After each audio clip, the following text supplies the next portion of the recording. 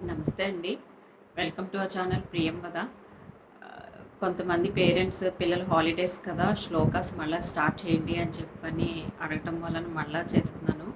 And first ఇది ఈసారి ఏంటంటే సాంస్క్రిట్ పిల్లలకి ఇప్పటిదాకా కొంచెం హిందీ, తెలుగు లాంగ్వేజెస్ టచ్ ఉన్నాయి కదా! ఇప్పుడు కొంచెం పిల్లలకి ఓన్లీ సాంస్క్రిట్‌లోనే చెప్పుకుందాం. అండ్ సాంస్క్రిట్ ఆల్రెడీ శ్లోకాస్ సాంస్క్రిట్‌లోనే ఉన్నాయి. కాబట్టి సాంస్క్రిట్‌లోనే చెప్పుకోవటానికి ట్రై చేద్దాం. నేను అట్లానే చెప్తాను. వాళ్ళకి నెమ్మదిగా చెప్తుండగా ప్రాక్టీస్ చేయగా వచ్చేస్తది. కాబట్టి and with parents support only. ఎందుకంటే అందరికీ చదవటం, రాయటం వచ్చిన పిల్లలైతే వాళ్ళే చేసేసుకుంటారు. అండ్ ఈ శ్లోకం వచ్చిందా అని అడిగితే మీరు చెప్పేస్తారు. వాళ్ళు వెంటనే చెప్పేస్తారు. కాకపోతే కొంచెం మాటలొస్తున్నాయి ఇప్పుడే అన్న వాళ్ళు కొంచెం దగ్గర కూర్చొని నేర్పించాలి కాబట్టి ఆటోమేటిక్‌గా వాళ్ళకి వచ్చేస్తది. అండ్ దీనివల్ల బెనిఫిట్స్ తెలుసు కదా! ఉచ్చారణ వస్తుంది మంచిగా. అండ్ వాళ్ళకి చాలామంది పిల్లలకి నాలిక తిరగదు. అది ఫస్ట్ పాయింట్. అది మామూలుగా ఇంకా స్కూల్ ఓపెన్ అయ్యేసరికి సెలవుల్లో ఈ ప్రాక్టీస్ చేయటం వలన ఏంటంటే స్కూల్ ఓపెన్ అయ్యేసరికి వాళ్ళు చక్కగా తెలుగు స్పష్టంగా చదవటం అనేది వచ్చేస్తుంది. మీరే ఆశ్చర్యపోతారు. అండ్ అందరికీ తెలిసిన విషయమే, కామన్ ఇదంతా. ఆ పట్టు అంత ఇదిగా ఉంటుందన్నమాట. అండ్ మన సాంస్క్రిట్ మన కల్చర్ని, మన తెలుగు ఎట్లాగో మన సాంస్క్రిట్‌లోనే కదా మొత్తం అంతా వేదాలు అవన్నీ. కాబట్టి మనది మనం మర్చిపోకూడదు. ఫస్ట్ మన పిల్లలకి అదే నేర్పించుకోవాలి. భగవద్గీత శ్లోకాస్ వల్ల పేషెన్స్ పెరుగుతుంది. పిల్లలు ఇప్పుడు ఒక అరగంట విన్నారనుకోండి, ఏమైతది పేషెన్స్ అంతసేపు కూర్చున్నారు అంటే పొద్దునుంచి ఆటలో ఫోకస్ ఉండదు. ఆ ఫోకస్ కాన్సంట్రేషన్ పెరుగుతుంది. అండ్ చదువులో కూడా మంచిగా ఇదవుతారు. వేరే అన్ని సబ్జెక్ట్సే, ఒక సబ్జెక్ట్ అని కాదు, అన్ని సబ్జెక్ట్స్‌లో కూడా ఆల్ మంచిగా ఇదవుతారు. అండ్ ఇదంతా అందరికీ ఇంట్లో పెద్దవాళ్ళకి అందరికీ తెలిసిన విషయమే. కాకపోతే ఇంకా తెలియని వాళ్ళు ఇంకా ఎవరన్నా ఉంటే నేర్చుకుంటారు. ఇప్పుడు తెలియని వాళ్ళంటూ ఎవరు ఉండరు. ఎందుకంటే ఫోనే వరల్డే మొత్తం చేతిలో ఉంటుంది ఫోన్ రూపంలో. కాబట్టి ఈ హాలిడేస్‌లో ఇది చెప్పుకోవటానికి ట్రై చేద్దాం. ఒక 12th చాప్టర్ స్టార్ట్ చేస్తా. 12th చాప్టర్ ఎందుకు ఫస్ట్ స్టార్ట్ చేస్తుంటా అంటే అందులో ఓన్లీ 20 శ్లోకాసే ఉన్నాయి. కాబట్టి అది కొంచెం తొందరగా పట్టుకుంటారు పిల్లలు, వస్తది. అండ్ వేరేవి ఇంకా అయితే పెద్ద పెద్దవి చాలా ఎక్కువ శ్లోకాస్ అండ్ కొంచెం స్ట్రెస్ ఇచ్చి పలకాలి. మహాప్రాణాక్షరాలు అవన్నీ ఎక్కువుంటాయి.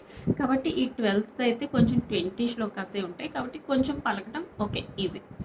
ఆ తర్వాత మిగిలినవన్నీ ఈజీ అయిపోతాయి ఆటోమేటిక్‌గా. ఇది నోటికి వస్తది కాబట్టి, నోరు తిరుగుతాయి కాబట్టి ఆటోమేటిక్‌గా వచ్చేస్తాయి. ఓకే అండి. మరి శ్లోక స్టార్ట్ చేసుకుందాం. ఓం శ్రీ పరమాత్మనే నమః. ఓం ఓం శ్రీ శ్రీ అని పలకాలి. శ్రీ అని పలకాలి.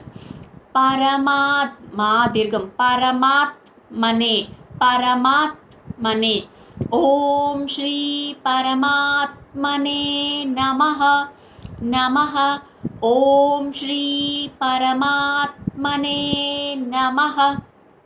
శ్రీమద్ శ్రీమద్ శ్రీమద్భగవత్ భగవద్గీతా శ్రీమద్భగవద్గీతా అథ అథ టిహెచ్ అథ అథ ద్వాదశో ద్వాదశోऽధ్యాయः ద్వాదశోऽధ్యాయः. మొదటి శ్లోకం చెప్పుకుందాం. అర్జున ఉవాచ. ఈ శ్లోకాన్ని అర్జునుడు చెప్తున్నాడు అనమాట. అందుకని అర్జున ఉవాచ. అర్జున ఉవాచ. అర్జున ఉవాచ. ఏవం సతతయుక్తా యే భక్తాస్త్వాం పర్యుపాసతే ఏ చాప్యక్షరమవ్యక్తం తేషాం కే యోగవిత్తమాః. ఏవం మొదటి చరణం చూద్దాం. 4 చరణాలు. కామా ఉంది చూసారా? కామా వరకు అది ఫస్ట్ చరణం, తర్వాత రెండో చరణం. ఫస్ట్ లైన్లో 2 చరణాలు ఉన్నాయి అండ్ సెకండ్ లైన్లో 2 చరణాలు. 4 చరణాలు అనమాట మొత్తం ఈ శ్లోకంలో. మొదటి చరణం చూద్దాం. ఏవం ఏనుగులో ఏవం వం సున్నా అనుస్వరం అంటాం మనం. అనుస్వరం విసర్గ అంటాం. మనం మామూలుగా తెలుగులో సున్నా విసర్గ అంటాం కదా, ఇందులో మామూలుగా అనుస్వరం అని పలుకుతాం అనమాట. అనుస్వర ఉచ్చారణ కింద రావాలన్నమాట. ఏవం సతత సతత ఎక్కడ దీర్ఘం అనేది లేదు. సతత యుక్త యుక్త తా దీర్ఘాక్షరం యుక్త. అక్కడ పెన్సిల్తో రాసేసుకోండి. పుస్తకాలు చాలా మందికి ఇంట్లో ఉండొచ్చు, లేకపోతే ఫోన్లో ఉంటాయి, ఫోన్లో చూసి నోట్ చేసుకున్నా, లేదంటే పీడిఎఫ్ తీసుకున్నా, ప్రింట్అవుట్ తీసుకున్నా, అక్కడ పెన్సిల్తో నోట్ చేసుకుంటూ ఉంటుంటే ఒక పుస్తకం పెన్సిల్ పెట్టుకొని మీకు ఈజీ అయిపోతుంది, చదివే వాళ్ళకి, చెప్పే వాళ్ళకి, వినేవాళ్ళకి కూడా అంతా. ఏవం సతత యుక్తాయే యుక్తాయే ఏవం సతత యుక్తాయే. రెండో చరణం భక్తాస్త్వాం భక్తాస్త్వాం. భ మహాప్రాణాక్షరం స్ట్రెస్ ఇచ్చి పలకాలి. భ భ భక్త భక్త దీర్ఘంగా పలకాలి. భక్తాస్త్వాం మళ్ళా భక్తాస్త్వాం అనాలి. మళ్ళా అనుస్వరచరణ పొల్లు మా కింద పలకాలి. వాటికి రూల్స్ ఉన్నాయి. సాంస్క్రిట్ ఇంకా మనం పూర్తిగా సాంస్క్రిట్లోకి ఇప్పుడు చిన్నపిల్లలకు జస్ట్ ప్రొనౌన్సియేషనే చెప్పుకుంటున్నాం కాబట్టి అవి అలా చదువుకుంటా వెళ్ళిపోవటమే. భక్తాస్త్వాం పర్యు పర్యు పర్యుపాసతే పర్యుపాసతే. ఏవం సతత యుక్తాయే భక్తాస్త్వాం పర్యుపాసతే. మూడో చరణం చూద్దాం. ఏ చాప్యక్షర ఏ చాప్ ఏ దీర్ఘాక్షరం చా దీర్ఘాక్షరం ప్య ప ప్లస్ య ప్య క్ష క్ష క్షర మవ్ మఫ్ యక్తం మఫ్ యక్తం. అక్కడ మళ్ళీ అనుస్వరణ పొల్లు నా కింద పలకాలి. ఏ చాప్యక్షరమవ్యక్తన్ ఏ చాప్యక్షరమవ్యక్తన్ తే. నాలుగో చరణం తేషాంగ్ తేషాంకే తేషాంగ్. అక్కడ అంగ్ అనుస్వరోచ్చారణ అంగ్ కింద క క గ గ అంగ్ అని పలుకుతాం. సాంస్క్రిట్లో అంగ్ అంటాం. కావర్గంలోని చివరి అక్షరం అన్నమాట. తేషాంకే యోగ యో దీర్ఘాక్షరం యోగ విత్తమా. తాకిన తావతో మా మళ్ళా దీర్ఘాక్షరం మళ్ళీ అక్కడ విసర్గోచ్చారణ వచ్చింది. కే యోగ విత్తమాహ అని పలకాలన్నమాట. తేషాంకే తేషాంకే యోగ విత్తమాహ తేషాంకే యోగ విత్తమాహ. మళ్ళా శ్లోకం మొత్తం ఒకసారి చూద్దాం. అర్జున ఉవాచ ఏవం సతత యుక్తాయే భక్తాస్త్వాం పర్యుపాసతే ఏ చాప్యక్షరమవ్యక్తన్ తేషాంకే యోగ విత్తమాహ. ఓకే అండి, రెండో శ్లోకం చూద్దాం. శ్రీ భగవానువాచ. ఇది శ్రీ భగవాన్ చెప్తున్నాడు అనమాట. శ్రీ భగవానువాచ భ మహాప్రాణాక్షరం శ్రీ అని పలకాలి. శ్రీ భగవానువాచ మయ్యా మయ్యావేశ్య మనో ఏ మాన్ నిత్యయుక్తా ఉపాసతే శ్రద్ధయా పరయోపేతాస్ తే మే యుక్తతమామతాః. మొదటి చరణం చూద్దాం. మయ్యావేశ్య మయ్యా యా దీర్ఘం యా కింద యావత్తు. తర్వాత వే ఏత్వం పొల్లు ష్య సా ప్లస్ య ష్య ష్య అని పలకాలి.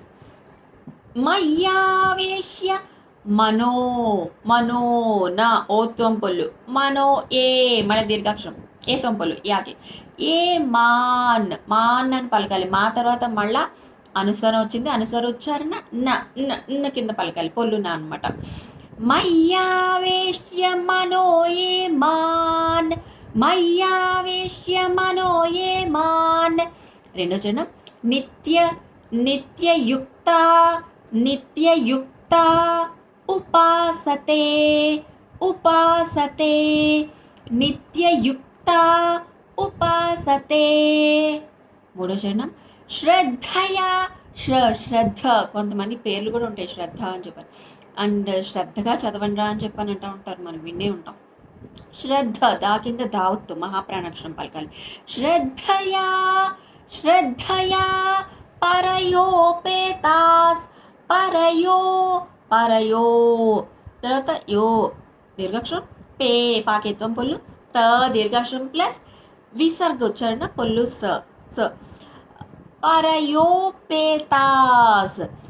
శ్రద్ధయా పరయోపేతాస్. నాలుగో చరణం. తే మే తాకేత్వం పొల్లు, మే ఏత్వం పొల్లు, మాకేత్వం పొల్లు, యుక్త యుక్త. తే మే యుక్త తమా. తా హ్రస్వంగానే పలుకుతాం, మా మళ్ళీ దీర్ఘంగా పలుకుతాం, మళ్ళీ తర్వాత వచ్చే మా హ్రస్వం, తర్వాత దీర్ఘం తా దీర్ఘం, తర్వాత విసర్గోచ్చారణ ఆ అని పలకాలి. తే మే యుక్త తమామతాః. తే మే యుక్త తమామతాః. పూర్తి శ్లోకం చూద్దాం. శ్రీ భగవానువాచ మయ్యావేశ్య మనో ఏ మాన్ నిత్యయుక్తా ఉపాసతే శ్రద్ధయా పరయోపేతాస్ తే మే యుక్త తమామతాః. చూశారు కదండి. మరి 12th చాప్టర్లోని ఈ ఫస్ట్ సెకండ్ శ్లోకాస్ చెప్పుకున్నాం. 12th చాప్టర్ భక్తి యోగం. ఇదే ఎందుకు స్టార్ట్ చేశానంటే ఆల్రెడీ చెప్పుకున్నాం, ఓన్లీ 20 శ్లోకాస్, చిన్న చాప్టర్ అనమాట.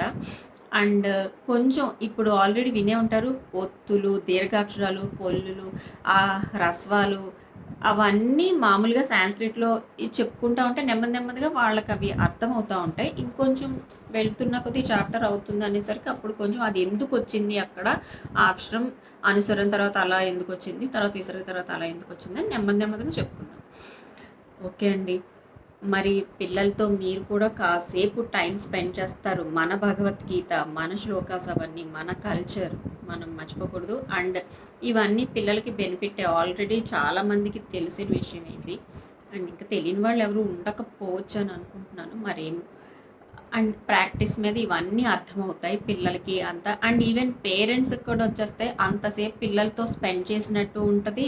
అండ్ మీకు కూడా హ్యాపీగా ఉంటుంది. ఇవి నేర్చుకున్నాం, ఏదో ఒకటి సంథింగ్ కాసేపు కూర్చున్నాం అంటే ఒక అరగంట మనకు ఒక నాలెడ్జ్ గెయిన్ చేసుకున్నాం, పేషెన్స్గా ఉంటున్నాం, స్పెండ్ చేస్తున్నాం, ఫ్యామిలీ పిల్లలతో స్పెండ్ చేస్తున్నాం.